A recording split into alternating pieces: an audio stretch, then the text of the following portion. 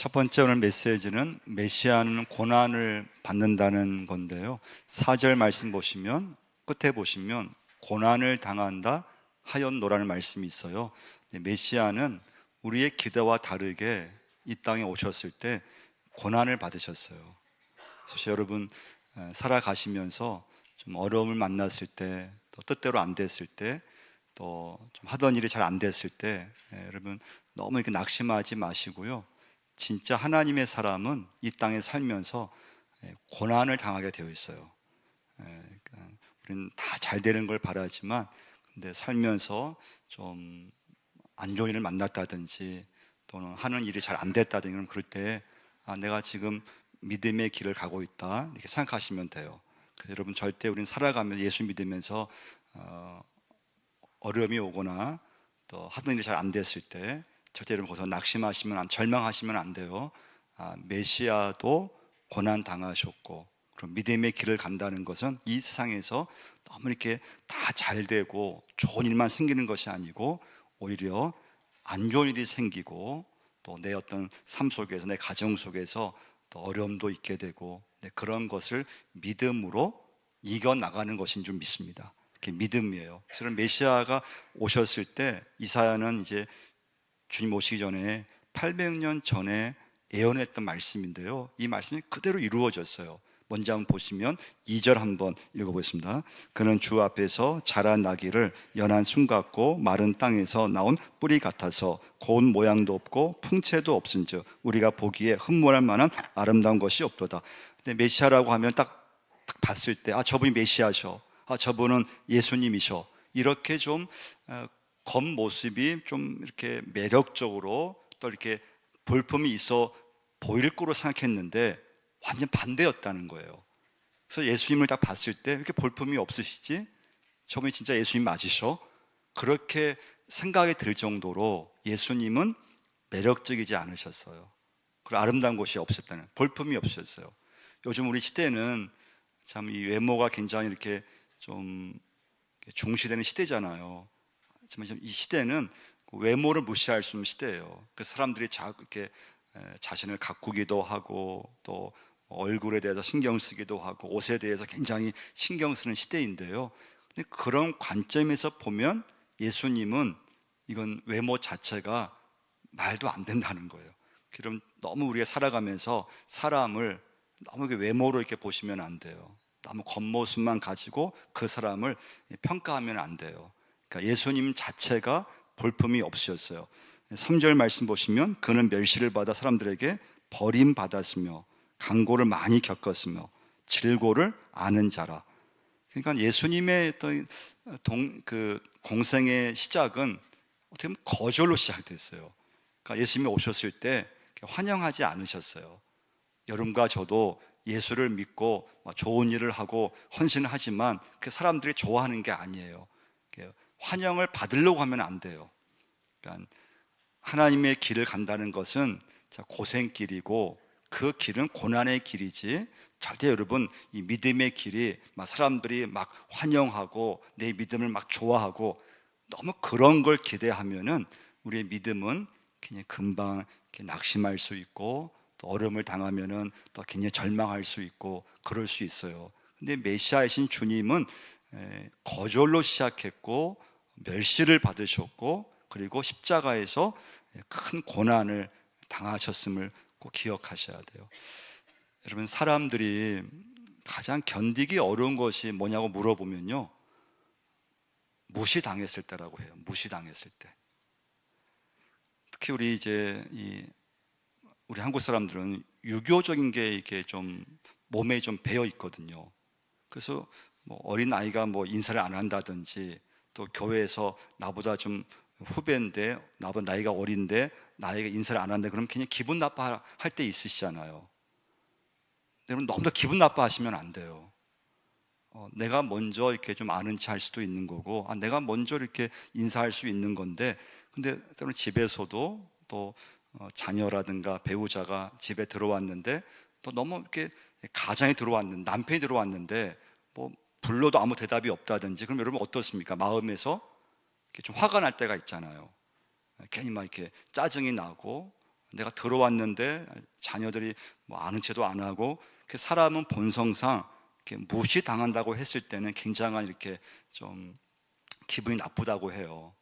근데 인간관계에서 문제가 생기면 어떻습니까? 교회에서도 난 인사했는데 상대방이 기분 나쁘면, 별로 이렇게 관계에서 다 어려움이 생기면 아는 체를 안 하잖아요. 뭐 애들 말로 뭐 쌩 깐다 그러잖아요. 뭐 아무리 인사해도 그냥 무시해버리고 아예 모른 채 해버리고, 예전에는 뭐 다정하게 이렇게 얘기하고 막 더 이렇게 악수도 했던 사람이 마음에 따왔던 그런 어려움이 생기면 나 이렇게 아예 그냥 이렇게 무시해버리고 그냥 그런 걸 상대방이 느끼게끔 하거든요. 그럴 때 여러분 너무 기분 나빠하시면 안 돼요. 주님이, 메시아이신 주님이 태어날 때부터 그런 무시와 멸시를 받으셨다는 거예요. 근데 중요한 건, 그러면 메시아로서 할 말이 많을 수 있잖아요. 아니, 나를 이렇게 인정하지 않은, 내가 메시아인데 나를 멸시해, 나를 무시해? 그럼 주님이 메시아로서 할 말이 많으실 것 같거든요. 근데 오늘 이사야서 53장 좀 읽어보시면, 근데 주님은 말씀하지 않으셨다는 거예요. 입을 열만 하신데 말씀하지 않으셨어요. 그러니까 저도 이렇게 목회하면서 이렇게 변명하고 싶을 때가 있거든요. 어떤 일에 대해서 말하고 싶을 때가 있는데, 그때 말할 때도 있었고요. 근데 지나고 나면은 그때 내가 말 안 했어야 되는데, 그때 변명 안 했어야 되는데, 그때 그냥 입을 꼭 다물고 있어야 되는데, 그때 기도했어야 되는데, 그런 마음이 들 때가 굉장히 많이 있어요. 그럼 7절 한번 보시면요, 7절 한번 읽어보겠습니다.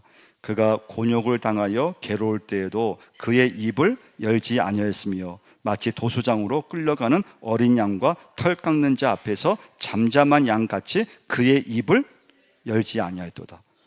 그러면 어려울 때 침묵하는 건 진짜 쉬운 일이 아니에요.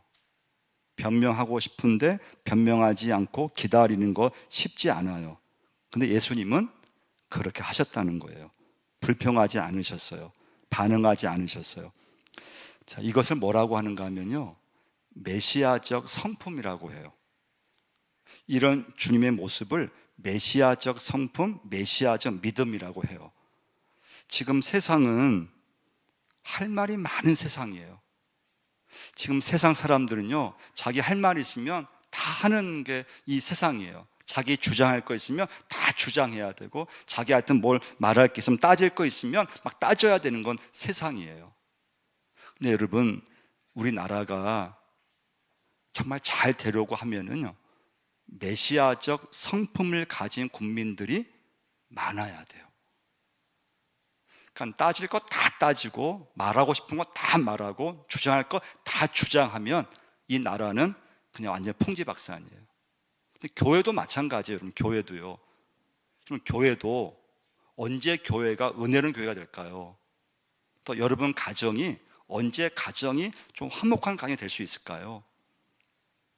따질 거 막 따지고, 말하고 싶은 거 다 말해버리고, 그럼 그 가정도요 완전 풍지박산되는 가정이 돼요. 여러분, 교회나 가정이나 오늘 주님처럼 메시아적 성품, 메시아적 믿음을 가진 사람이 교회가 많을 때, 교인이 많을 때 그 교회가 은혜로운 교회가 돼요. 할렐루야. 그 가정이 참 좋은 가정이 돼요.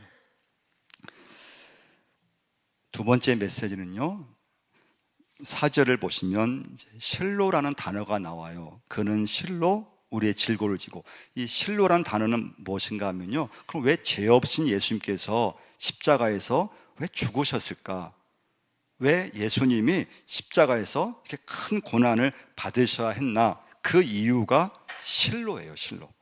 4절 한번 읽어보겠습니다. 그는 실로 우리의 질고를 지고 우리의 슬픔을 당할 건을 우리는 생각하기를 그는 징벌을 받아 하나님께 맞으며 고난을 당한다 하였노라. 그래서 오늘 본문에 보시면 이 4절과 5절을 쭉 보시면 그라는 단어하고 우리라는 단어가 이렇게 번갈아 반복해서 나오는 걸 볼 수가 있어요. 5절 말씀, 그가 찔림은 우리의 허물 때문이요 그가 상함은 우리의 죄악 때문이라. 그가 징계를 받음으로 우리는 평화를 누리고 그가 채찍에 맞음으로 우리는 나음을 받아도다. 자, 6절 있습니다. 우리는 다 양 같아서 그릇 행하여 각기 제 길로 갔거늘 여호와께서는 우리 모두의 죄악을 그에게 담당시키셨도다. 이것이 예수님이 십자가에서 큰 고난을 당하신 이유예요. 여호와께서는, 하나님께서는 우리 모두의 죄악을 그에게 담당시키셨도다. 그러니까 여러분과 제가 내가 져야 될 짐이 있는데, 내가 져야 될 그 죄값이 있는데, 근데 그 죄의 짐이 너무 크다는 거예요. 이건 여러분과 제가 내 힘으로 내 죄의 짐을 해결할 수 없다는 거예요. 이 죄의 짐이 너무 커서 하나님은 그 아들 예수 그리스도가 내 죄를 대신해서 십자가에서 대신 돌아가셨다는 거예요. 그래서 여러분, 오늘 종료주일이고 고난주간 주님의 십자가를 우리가 사건을 묵상하게 되는데요, 그 십자가 사건은 나 때문입니다. 이게 고백될 수 있으셔야 돼요. 주님이 십자가에서 돌아가셨는데 그 이유가 저 때문이었습니다. 저의 죄 때문이었습니다. 주님 돌아가신 거 저의 죄 때문에 그랬습니다. 여러분, 가정이 이렇게 회복되려면요, 내가 문제였습니다. 우리 가정의 문제는 다 나한테 있습니다. 다 내 책임입니다. 내가 잘했어야 되는데 내가 못해서 이렇게 어려움이 생겼습니다. 교회에서도 마찬가지예요. 교회에 어떤 일이 일어날 때마다 이거 제 책임입니다. 저 때문입니다. 제가 더 기도하지 못해서 이런 일이 일어났습니다. 제가 더 잘 섬겼어야 되는데 제가 더 헌신하지 못했습니다. 그래서 여러분, 십자가는 나 때문임을 여러분 고백하게 만들어요. 예수님이 죽으신 그 이유가 다른 이유가 아니고, 다른 삶 때문이 아니고 나 때문입니다. 저 때문입니다. 저의 죄 때문입니다. 내가 져야 될 죄의 짐이 있는데, 근데 그것은 내 힘으로 해결할 수 없기 때문에 하나님께서 예수 그리스도에게 나의 죄, 우리 인간의 죄를 대신 지시게 하신 그 사건이 십자가 사건임을 여러분과 제가 고백할 수 있으셔야 돼요. 그게 믿어져야 돼요. 근데 그건 여러분, 인간의 이성으로는 절대 믿어지지 않아요. 근데 하나님께서 어느 날 여러분과 저에게 성령께서 그 십자가가 믿어지게 만드세요. 그래서 여러분, 처음에 십자가를 이렇게 묵상할 때는요, 예수님이 보여요. 그 십자가에서 고난 당하신 예수님이 보여요. 근데 계속 십자가를 묵상하다 보면요, 어느 시간부터는 나의 허물, 나의 수치스러운 옛날의 그런 죄들, 나의 부끄러운 모습이 그 십자가에 딱 매달려 있는 것을 보게 되기 시작해요. 그게 십자가의 은혜예요.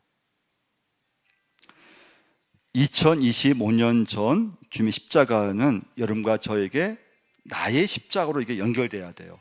그러니까 나의 십자가 아니면은 주님의 십자가 사건은 나와는 아무 의미가 없는 사건이 돼요. 그래서 주님의 십자가는 나의 십자가가 되셔야 되고, 그 주님의 십자가는 나의 죄 때문임을, 나 때문에 주님께서 십자가에서 돌아가셨음을 좀 꼭 고백할 수 있으셔야 돼요. 근데 문제는 무엇인가 하면요, 근데 하나님의 아들, 죄가 없으신 아들이 죽으셔야만 할 만한 죄를 내가 갖고 있는데, 근데 그걸 내가 느끼지 못한다는 거예요. 그게 우리의 여러분과 제 오늘 문제예요. 저도 마찬가지예요. 주님은 나의 죄 때문, 나의 죄를 인해서 십자가에 돌아가셨는데, 근데 그것이 내가 이렇게 심각한 죄인인가? 난 좀 잘 살고 있는데, 난 믿음 갖고 말씀 난 그래도 그런 대로 살고 있는데, 내가 법을 어긴 것도 없는데 내가 그만큼 심각한 죄인인가? 잘 어느 순간부터 느끼지를 못해요. 십자가가 우리에게 주는 메시지는 나의 죄를 고발하는 것입니다. 내가 얼마나 심각한 죄인인가를 인정하라는 것입니다. 내가 예수를 죽였구나. 내가 정말 하나님 나에게 문제가 있습니다. 하나님 정말 심각한 문제가 저에게 있습니다. 이것이 고백되면 주의 은혜가 그 심령에게 임하는 걸 볼 수가 있어요. 근데 우리의 문제는 이 고백이 쉽지 않다는 거예요.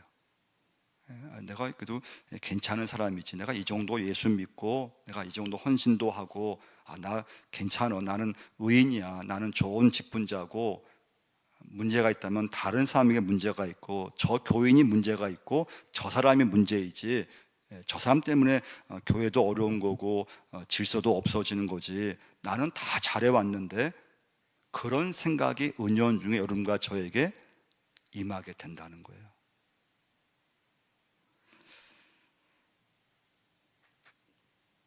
세 번째 메시지는요, 그리스도의 십자가는 여러분과 저에게 회복을 준다는 걸 꼭 기억하셔야 돼요. 회복을 주세요. 주님은 냄새나고 불결한 그런 우리를 기꺼이 끌어안아 주셨어요. 이게 십자가예요. 그러니까 주님은 우리를 받아주시기 위해서 십자가를 지신 거예요.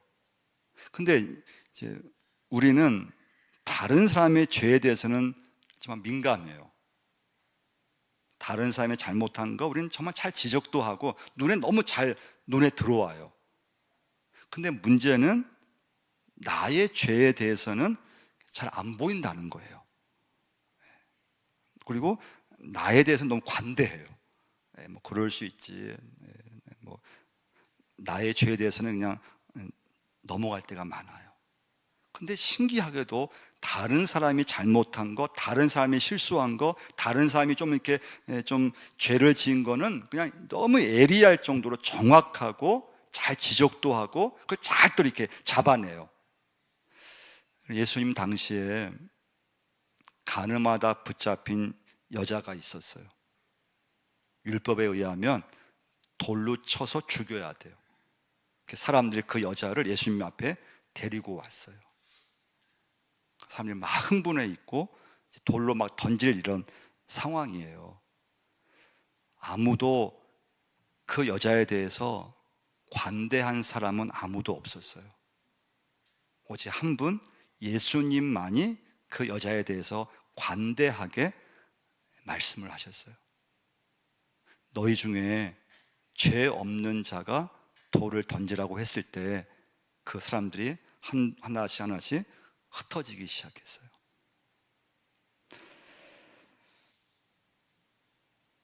그 여인의 죄가 발견된 순간 모든 사람들은 흥분하면서 돌을 던지려고 했어요.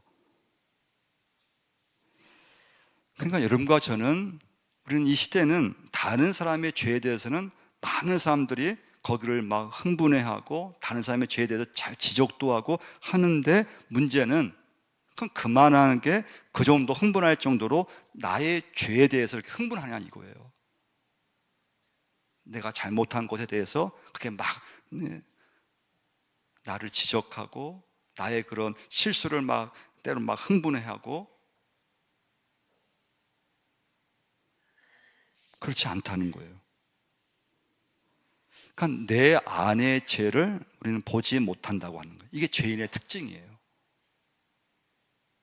근데 여러분, 우리 사람들 중에서 누가 자기 죄에 대해서 막 통해 자복하고 하나님 앞에 나와서 막 그냥 자기 죄에 대해서 막 하나님 앞에 회개하고, 그 사람은 여러분 예수 믿는 사람밖에 없어요. 그래서 교회가 소망이 있는 거예요.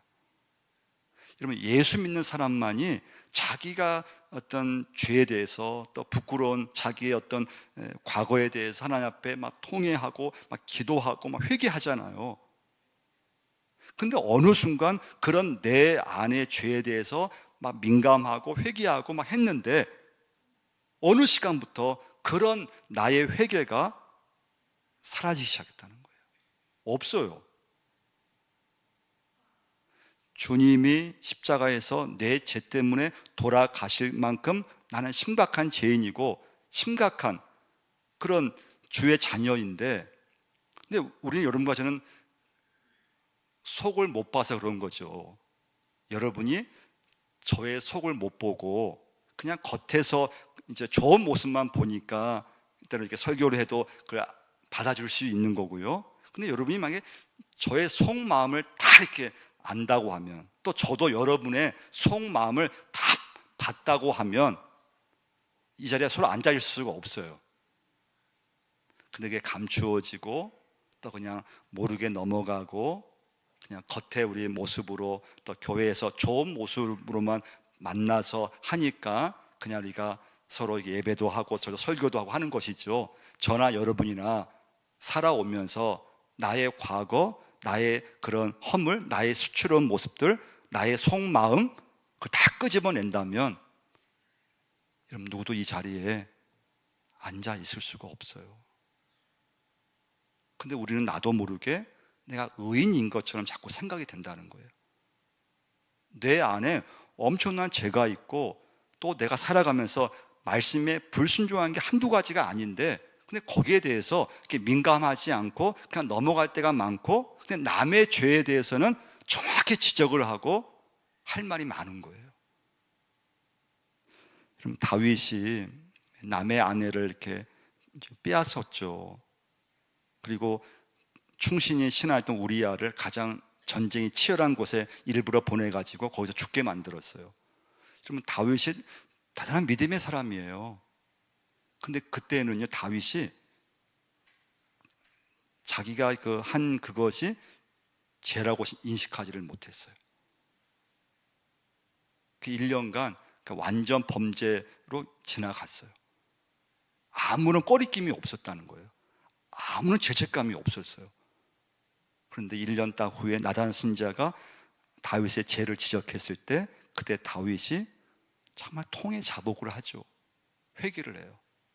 이때 중요한 건 하나님이 그 다윗을 받아주었다는 거예요. 이게 십자가의 은혜고 회복의 은혜예요. 하나님이 오늘 여러분과 저를 그냥 받아주시는 거예요. 그 십자가예요. 그래서 여러분, 이 시간부터는 우리는 살면서 나에 대해서는 엄격한 게 좋아요. 내 믿음이라든가 내가 살아가면서 나의 어떤 성격이라든가 나 자신에 대해서는 좀 엄격하시는 게 좋아요. 엄격해야 돼요. 내 믿음이 엄격하지. 관대하면 안 돼요. 근데 다른 사람에 대해서는 좀 너그러우셔야 돼요. 이게 반대가 되면 안 돼요. 다른 사람에 대해서는 좀 관대하게 대하셔야 돼요. 다른 사람의 실수와 허물을 봤다면 좀 관대하게 너그럽게 그 사람을 이렇게 대해 주셔야 돼요. 근데 나에 대해서는 말씀에 비춰봤을 때 엄격하게 나에 대해서는 말씀을 비춰보셔야 돼요. 세상에서 아무리 거절당하고 상처를 입었다 해도 주님은 여러분과 저를 받아주시는 걸 꼭 믿으시기를 바랍니다. 그래서 여러분, 예배 드리시면서 진짜 회복이 일어나셔야 돼요. 이 예배 드리면서 예배 드리고 딱 나갈 때는 진짜 완전 회복이 되어가지고 얼굴에서 막 그냥 기쁨이 생기고 감사함이 생기고 그런 얼굴로 가정으로 들어가고 또 이 세상에서 믿음으로 살아갈 수 있으셔야 돼요.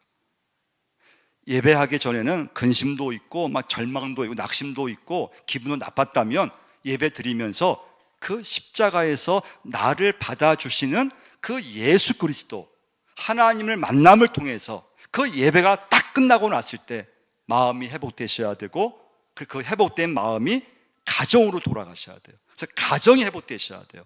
우리 교회도 회복될 수 있으셔야 돼요. 할렐루야. 그게 십자가의 은혜예요. 그래서 여러분, 주님은 여러분과 저를 그냥 받아주시는 거예요. 나의 실수, 허물, 수치, 부끄러움, 그걸 십자가로 여러분과 저를 받아주세요. 그게 복음이에요. 그래서 여러분, 이 시간부터는 다른 사람들도 많이 받아주시길 바랍니다. 좀 너그러우셔야 돼요. 관대하게 대해주셔야 돼요. 그때 하나님께 영광이 되는 줄 믿습니다. 여러분과 저는 이 시간부터 내가 제일 문제임을 고백하셔야 돼요. 어디에 가건, 가정에선 교회에서건 다른 사람의 문제가 아니에요. 하나님, 제가 문제였습니다. 제가 문제합니다. 저에게 문제가 많습니다. 심각할 정도로 저에게 문제가 있습니다. 저의 성격에 하나님 문제가 많습니다. 저의 가정에서 제가 가장 큰 문제입니다. 십자가를 붙드시기를 바랍니다.